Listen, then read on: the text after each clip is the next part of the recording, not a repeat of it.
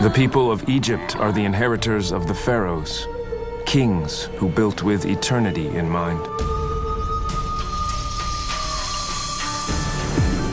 Creating something that has endured across the centuries.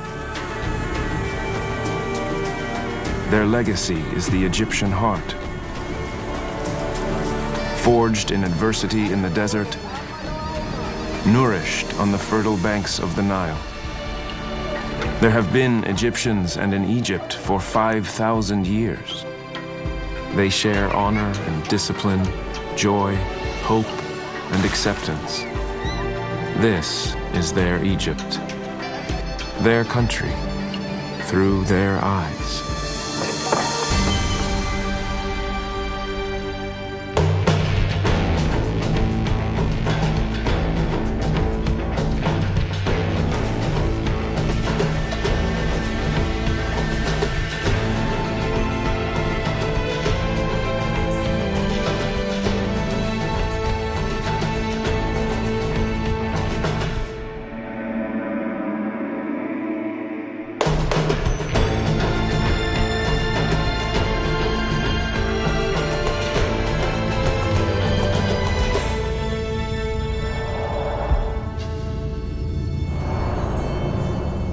Egyptians know their country as the mother of the world.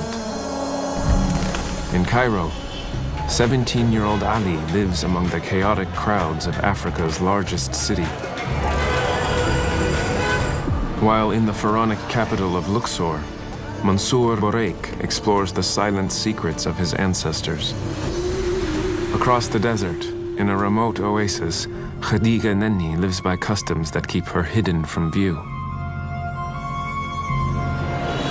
At the same time, in the capital, Yasmin Shihata wants to show the face of modern Egypt.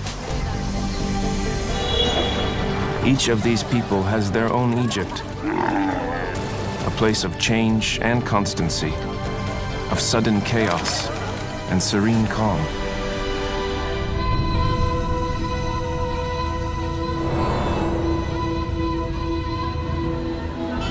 Each day, Cairo is awakened by the call to prayer.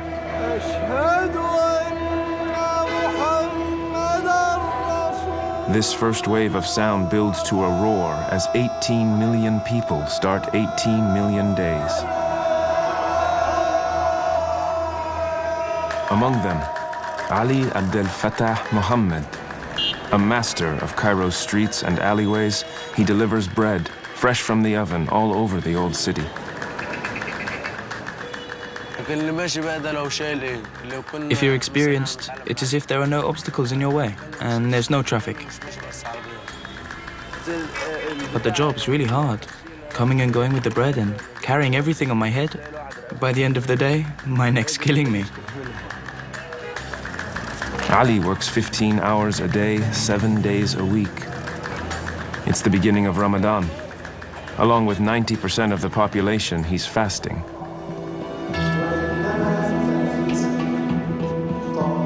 For Muslims, Ramadan is the most sacred time of the year.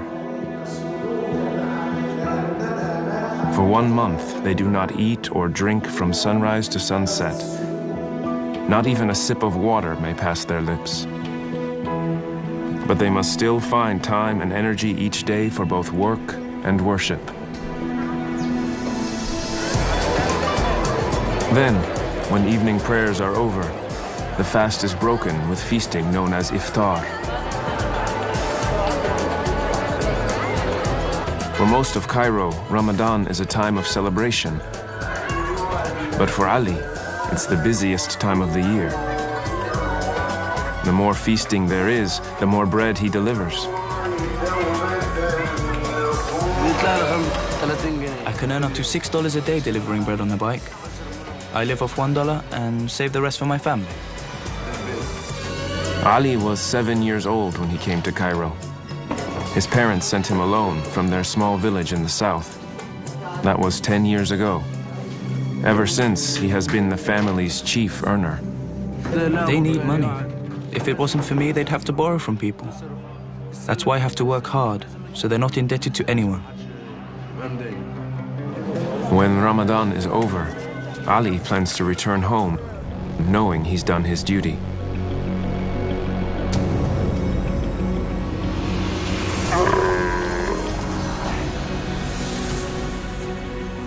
For over 4,000 years, the might of ancient Egypt's rulers has resonated across the nation and the world.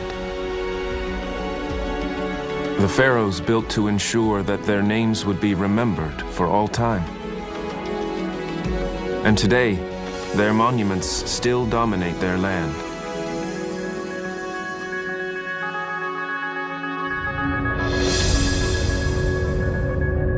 Nowhere in Egypt has as many ancient monuments as the city of Luxor.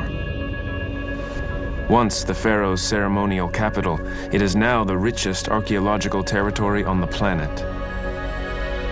Here, the giant temple complex of Karnak was constructed over a period of 1,300 years by 30 pharaohs.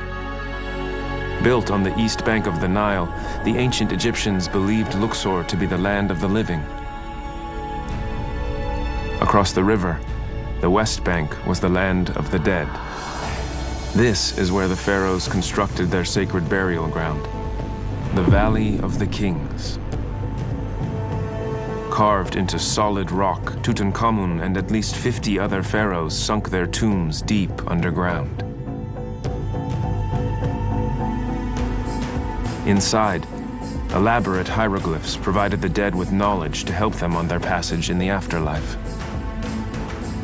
Their treasures were buried with them to impress their gods. Egyptologists have studied these tombs and their contents for almost 200 years.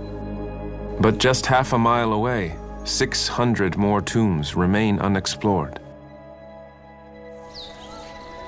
They're hidden beneath the village of Gourna.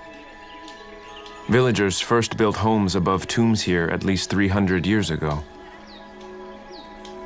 Most simply used the tomb's chambers as living space. Some profited from the treasures they found. As the village grew, the tombs became more and more deeply hidden. They were almost forgotten. Only now are they being properly explored. Mansour Bourek is one of Egypt's top archaeologists.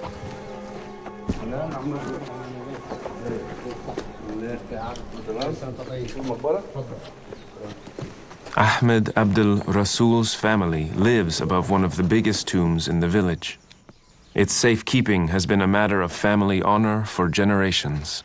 كنت عايش كنا نايم هنا بقى ولا بتنام هنا؟ هنناموا هنا. والله جوه المقبرة؟ والله. جوه المقبرة؟ جوه المقبرة، في الصيف ده هواء طبيعي. والله العظيم، في الشتاء دفى. لكن الحمد لله ما حدش كسر منها. لا أنا دي أهدى في عندي أنا. اتفضل يا محمد. اتفضل.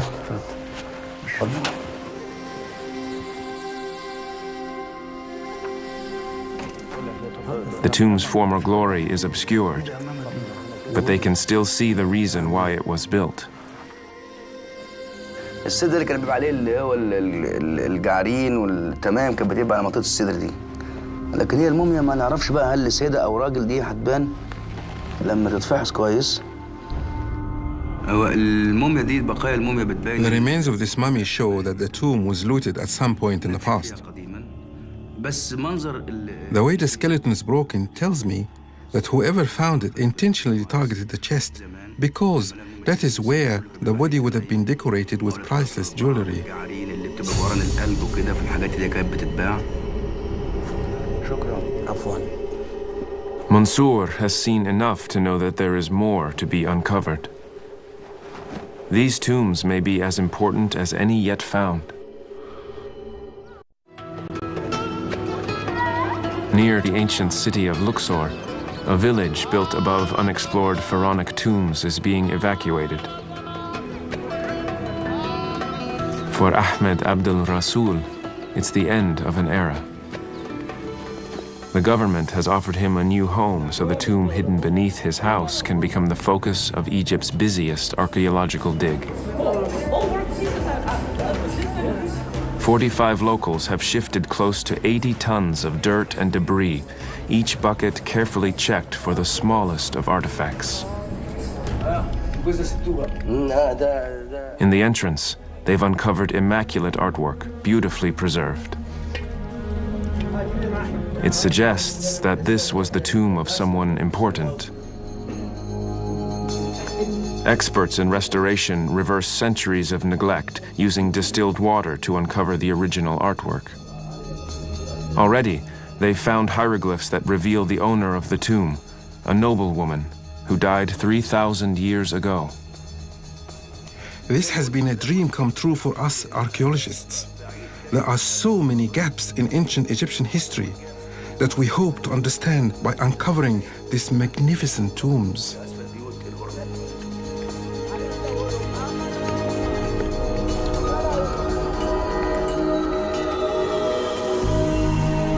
The waters of the Nile are the lifeblood of Egypt. Most of the country sees less than an inch of rain each year. So this river, the world's longest, traveling over 4,000 miles, has always had an extraordinary power. For millennia, its pattern of flooding set the rhythm by which Egyptians lived. The pharaohs were the first to build gauges along its banks. They measured the river's height twice daily to see what it would bring. Too much water brought destruction. Too little brought drought. The right amount brought fertility to the land and promised a good harvest. Now, dams regulate the flow of the Nile. And yet, they've not tamed it. At a rate of 700,000 gallons per second, it pours endlessly north. Without it, there would be no Egypt. Away from the Nile, the only source of water in Egypt is its desert oases. The most remote of all, deep in the western desert, is Siwa. For over 3,000 years, this oasis has been supplied with a stream of fresh water from an immense underground reservoir. Rising up from 1.5 miles underground, its water flows all year round. This small town owes everything to the oasis. Isolated throughout time, its 30,000 people speak their own language and follow their own customs. To other Egyptians, it feels like a different country. In the town center, in its shops, along its streets, there are only men. From the first day of their marriage, Siwan women are concealed from the public world and live by customs thousands of years old.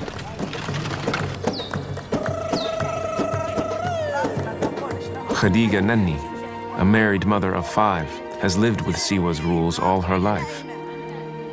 Like other Siwan women, she chooses not to leave her home.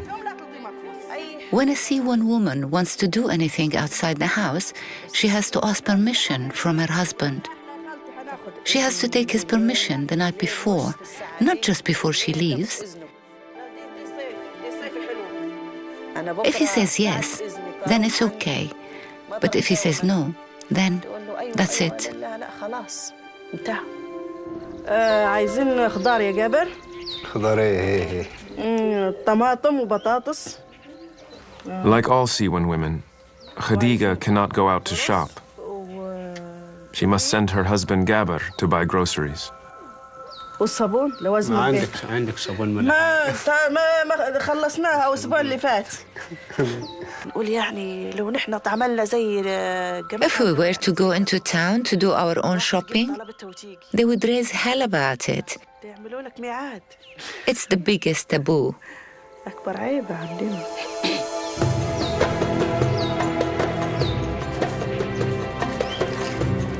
Gaber is an outsider in Siwa. Born and raised in southern Egypt, he first came here as a young man to work as a builder. When he married Khadija, he married into the Siwan way of life.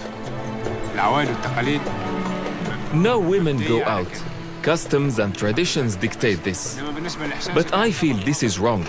Women should be able to go out even if just for enjoyment or for a change of scenery. But then, what can you do?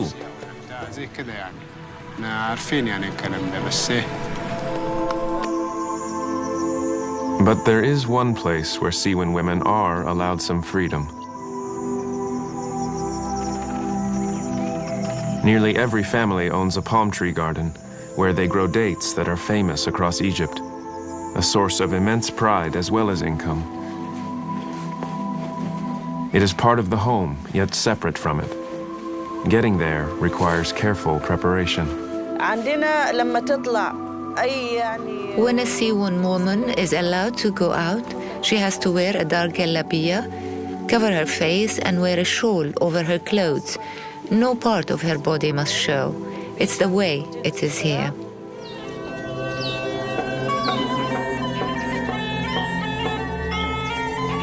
Today is the beginning of a new farming season, and Khadiga's extended family is traveling with her to the garden to celebrate.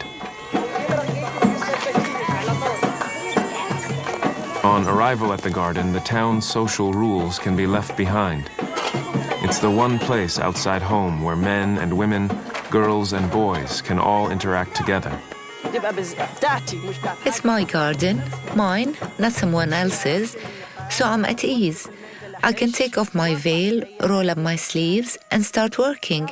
It's normal, because there are no strangers here.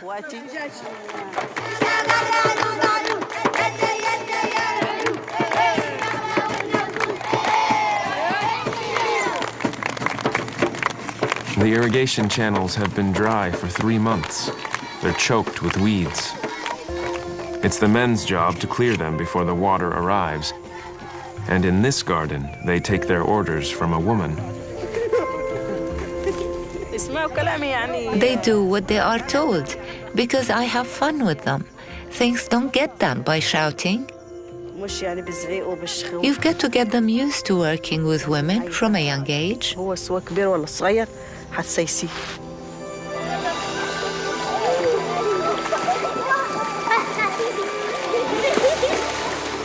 With the first rush of water comes the hope of a good harvest in 9 months' time.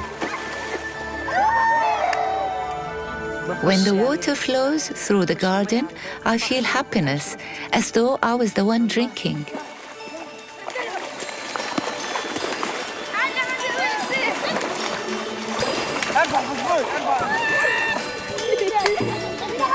This supply of water is the lifeblood of this tiny desert community. Without it, nothing would survive. The next day, Khadiga receives some bad news. Her beloved aunt is ill and has been taken to the hospital. With her husband's permission, she's visiting her on the other side of town. After Khadiga's mother died, her aunt brought her up.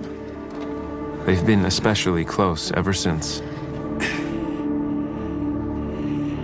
In the old times, when a woman was very ill, her loved ones would go far into the desert to collect some sand, which they believed would bring blessings.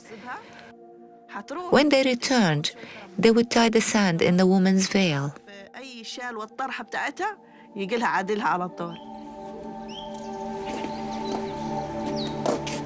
Khadiga dreams of making this journey for herself.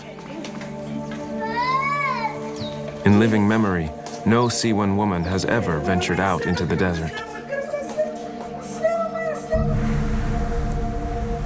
Now, to help her aunt, she plans on becoming the first.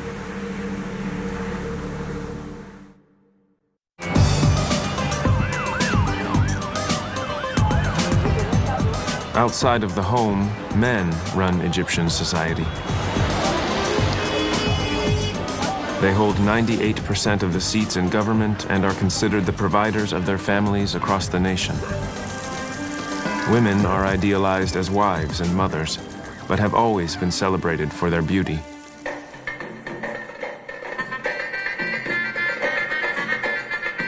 Belly dancing is one of Egypt's most ancient art forms. Before the time of Cleopatra, women danced for each other and their families. Their dress was all covering. Only a scarf around their hips accentuated their movement.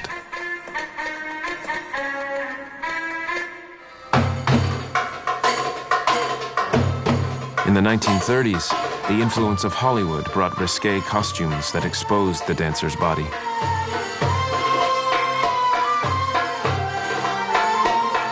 Today, the art of belly dancing is performed almost exclusively at weddings and for tourists. Across the nation, society expects women to embrace modesty, and there are few who don't happily comply. Some 90% of Egyptian women wear a head covering, their clothes an everyday expression of their beliefs. But there are some women who still seek to forge a new modern Egypt and a new role for themselves. Yasmin Shihatta is challenging long-held views about what Egyptian women can and cannot do.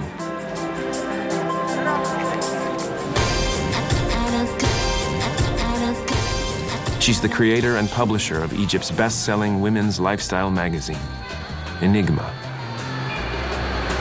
Egyptian society as a whole is very conservative, and it's actually getting more conservative. Most Egyptian girls are raised to feel that the be-all and end-all of their life is getting married and finding the right husband. We want to offer a new kind of role model for the Egyptian society. This month, Yasmin's publishing a special wedding edition of Enigma. She's targeting wealthy readers, Egypt's top 1% who spend the most, but she also wants the magazine to have a much wider appeal. She's persuaded one of Egypt's most famous actresses, another Yasmin, to pose for the front cover. Yasmin Abdelaziz is the nation's sweetheart. Today, she's agreed to be photographed as she's never been seen before. We do not feature veiled women on our covers. Our magazine is Western in the sense that our covers have to look slick and beautiful and be very well photographed. Yasmin Abdelaziz will be shown baring her shoulders and wearing a dress that hugs her figure. In a country where the number of women wearing the veil is on the rise, this is a challenging statement.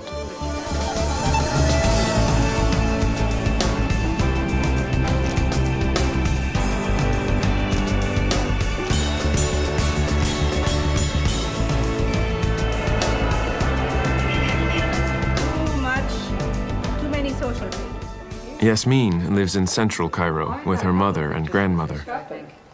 Since the first issue, they've been some of the magazine's toughest critics.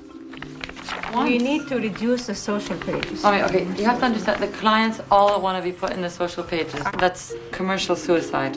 Commercial suicide? It is. That's what people love. Yasmin knows better. Yeah. Yasmin is this kind of personality. She has a vision and she goes after it. There are so many young Egyptians who are well-educated and they want to have Egypt integrated with the world. So this is the market for Yasmin's magazine. Tonight, the eyes of the city's elite will be watching Yasmin. She's hosting an exclusive party for Enigma's clients, Egypt's high society. Within a couple of hours, everybody who's anybody in Cairo is here. Yasmin's guests are some of the key decision makers in the nation. She needs their approval and support. These are the people that can make change happen. Anything I can do to improve the image of Egypt and of Egyptian women and Egyptian society is really where I can make a difference in my life, especially at a time when the image of the Middle East is just getting worse and worse and worse. It's so important that people see my Egypt, my Arab world. Finally, Yasmin's cover star arrives, and it's the publicity coup she was hoping for.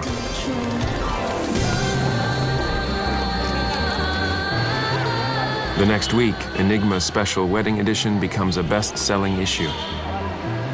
The magazine is starting to influence a whole new generation of Egyptian women.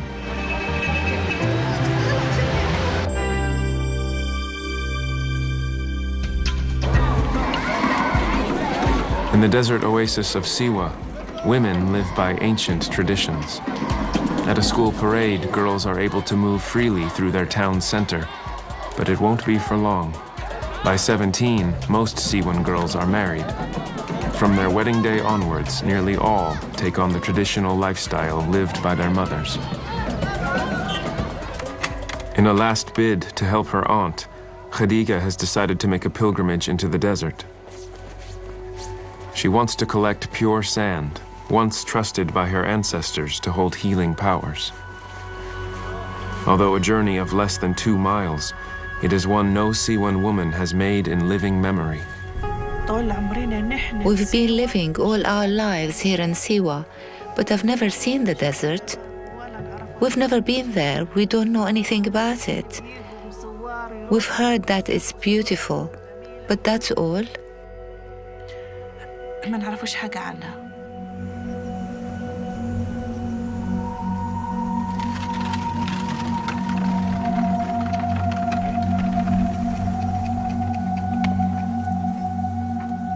In this community where women must ask permission to leave their own homes, Khadija's trip into the desert is a brave act.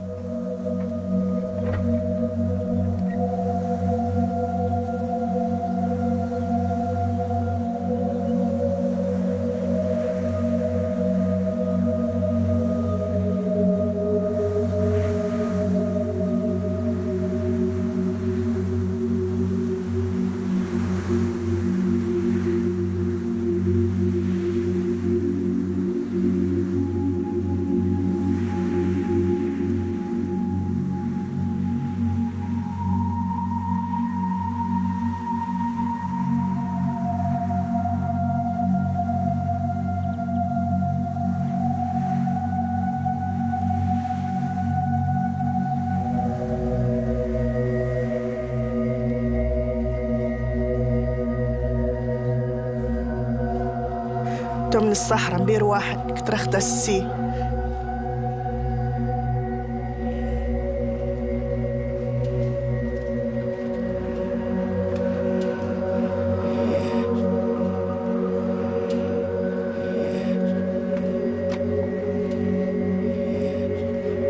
إن شاء الله قال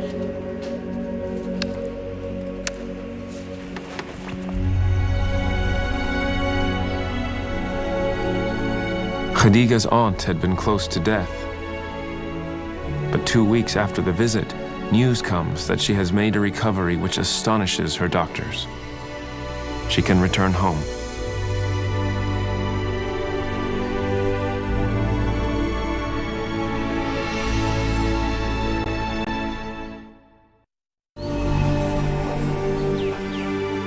From Egypt's southern border with Sudan, the Nile flows north through the sands of the western desert,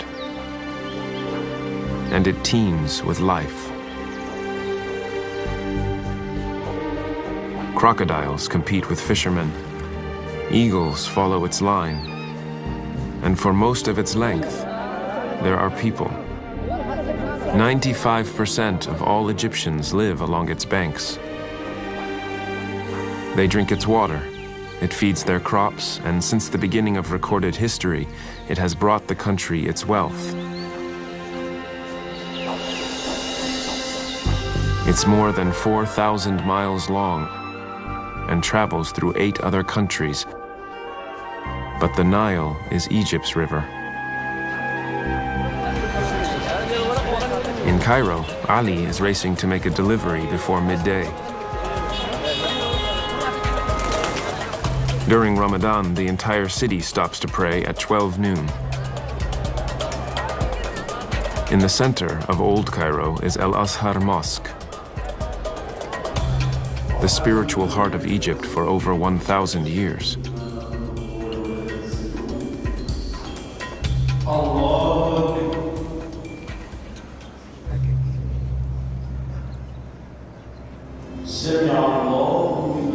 This is where Ali answers the call to prayer.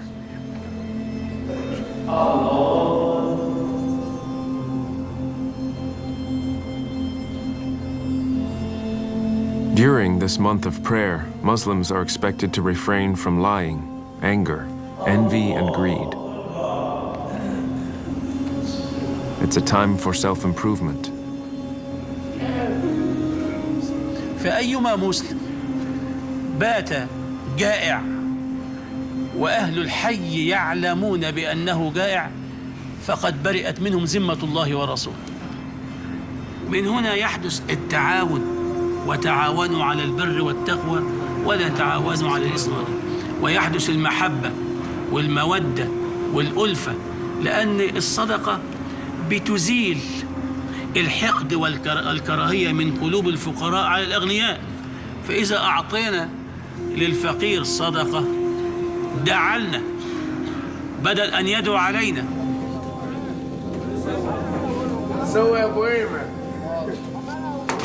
The Imam's words speak directly to Ali and to the others at the bakery. Together, they contribute to one of Cairo's oldest traditions. Each evening during Ramadan, charity tables are set up for those who cannot afford to buy food. Bread the bakery could have sold is instead given to the needy.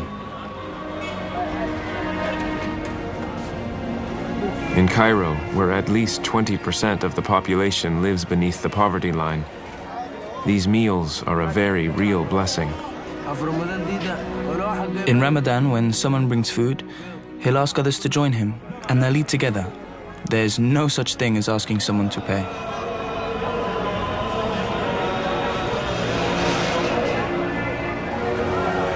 After fasting together, the city eats together. Safe in knowing that during Ramadan, at least, no one will go without.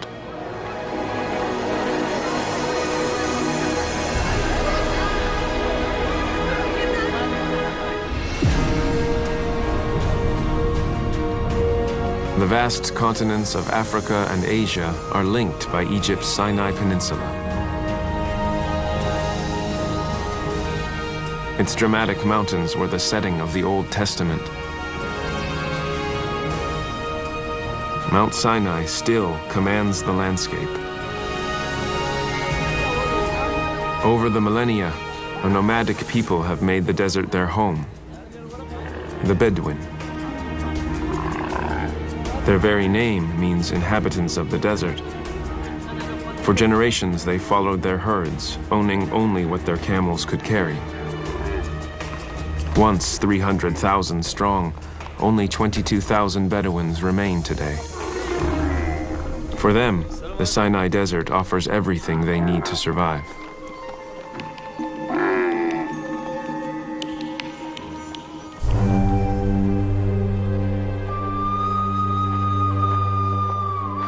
Dr. Ahmed is the last of his kind.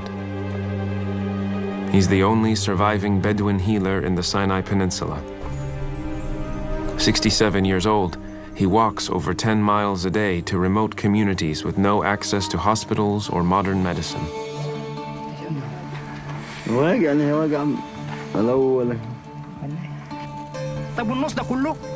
Every human ailment has a herb that works best. You just need the knowledge to know which herb is the right one to use.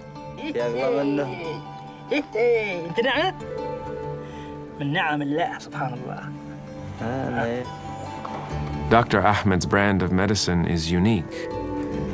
The treatments that he uses are prepared from plants and herbs that only he can find. Some flower only once in a decade. اسمها الكباف. لكن عندما يحط المادة دي تحت اللسان تحت اللسان كده عمل بقي كله مر. يعني النقطة الواحدة من دول تعمل لك مر عالي. بس بعدها الاقي ريق كتير. يعني ممكن يصير واحد بيجابر مسافر وبعدين عطش ما فيش ميه ونشف ممكن يحط منها نقطتين في بقه يجيب له النهرين شغل النهر تاني. But now, as old age approaches, Dr. Ahmed has one mission: to pass his secrets on to a new generation before he dies.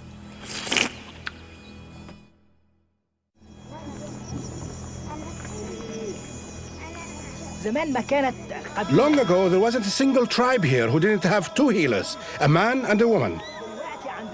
Now, all we have left is one man, and that man is me. So if I die, there'll be no one left in herbal medicine. Dr. Ahmed has found 6 local students to school in the science of herbal medicine. Like most young Bedouins today, they've never lived a nomadic life. He must teach them what Bedouin children once knew almost instinctively. ازاي هنركب الدواء ازاي؟ خدوا بالكم يا ولاد، خدوا الفكره. بصوا كلكم بصوا على البيض بيطلع زي الزيت عشان بعدين ما تقولوش احنا ما شفناش.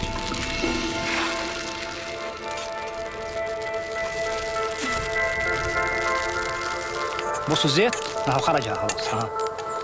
ها كذي خف النار عنه شويه عشان تبدا الزيت يطلع. ها هذا الزيت.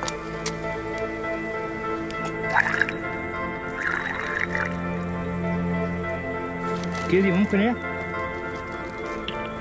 تاخذ منه علامة المفاصل. ها خلاص جاهز. A Bedouin healer must be at one with the landscape. يلا بسرعة تأخرنا سوق الجمال. يلا عشان نلحق. يلا يعطيه يخش. يلا بسرعة. Today, Dr. Ahmed is taking his boy students 100 miles into the wilderness of the desert once traveled by their grandfathers. They will have to make their own way home.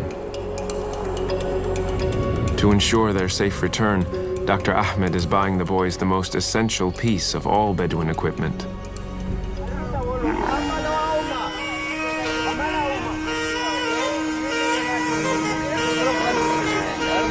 ايش رايكم يا اولاد؟ عندما تنقوا جمل بص او ترى الحته دي كان بياكل هنا بيحك دي بتحكنا هنا بتحكنا هنا. يكون العيد حلو. عايزين نباركوا عاد نشوف ينقب كيف كان سبقته حلو ولا لا.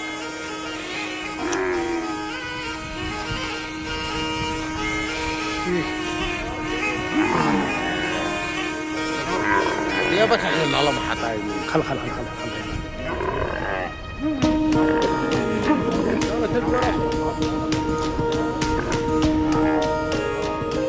ها خلاص متفقين يا ولاد؟ خلاص واحنا اتفقنا على البيع. خلاص ماشي. With their brand new camel, Dr. Ahmed sends the boys home the hard way.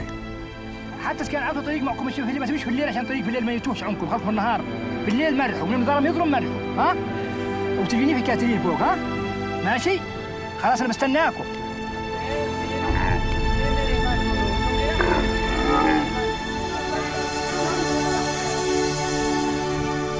الواحد كان بيحلم بالموضوع ده من زمان وتحقق اليوم الحمد لله.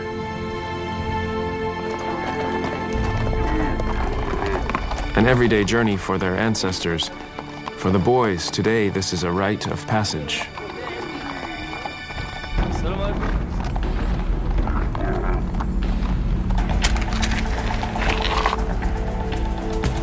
At his clinic, Dr. Ahmed waits for his male students. In the meantime, patients arrive from all over Egypt. Some travel for days to reach him.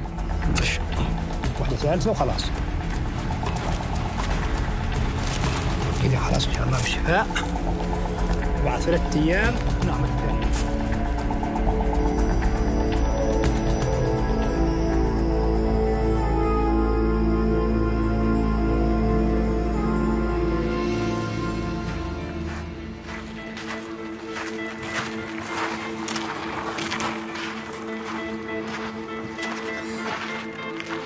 الحمد لله بالسلامة. الله يسلمك.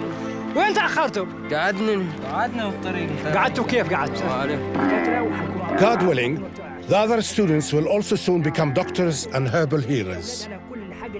So that when I die content, knowing that I've left a legacy, that I've done something lasting.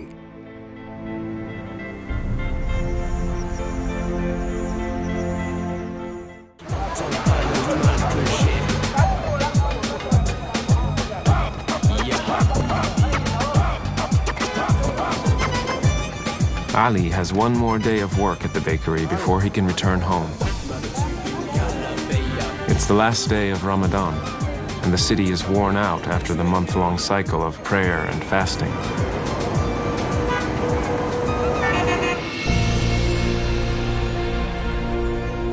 Sunset marks the end of Ramadan and what for Ali has been a month-long endurance race. He and his workmates can finally sit down to their own feast.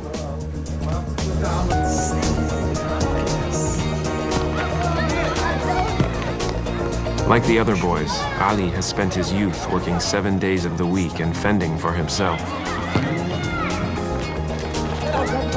Tomorrow, at long last, he'll see his family.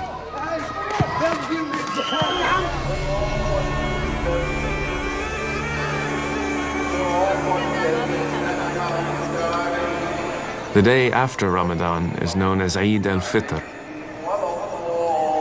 At first light, the nation once again stops for prayer.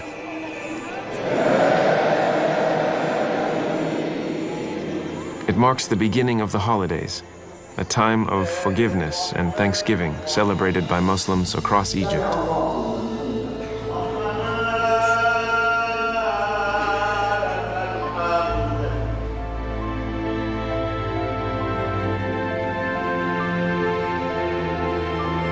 Ali has traveled all night.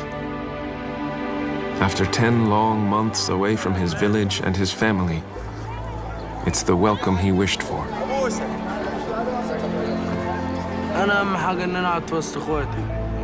If it was up to me, I'd live in the village with my family, and I'd work and provide for them there. But the thing is, it's never been that simple.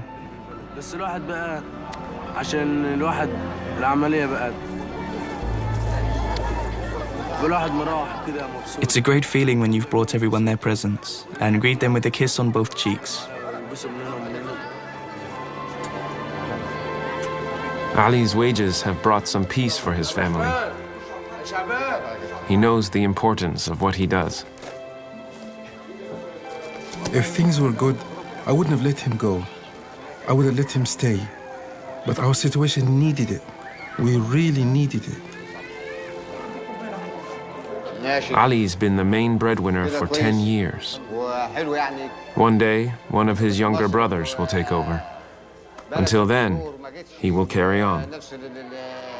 For now, he can be proud. He is home and his family's hero.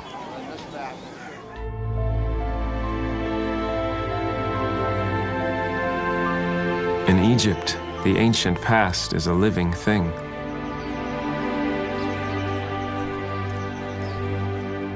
Behind the veils of tradition, there is often an independent spirit.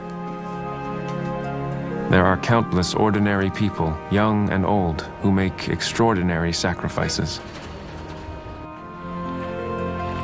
And in this country, what seems a way of the past may be the way of the future. One people, many passions. Egypt.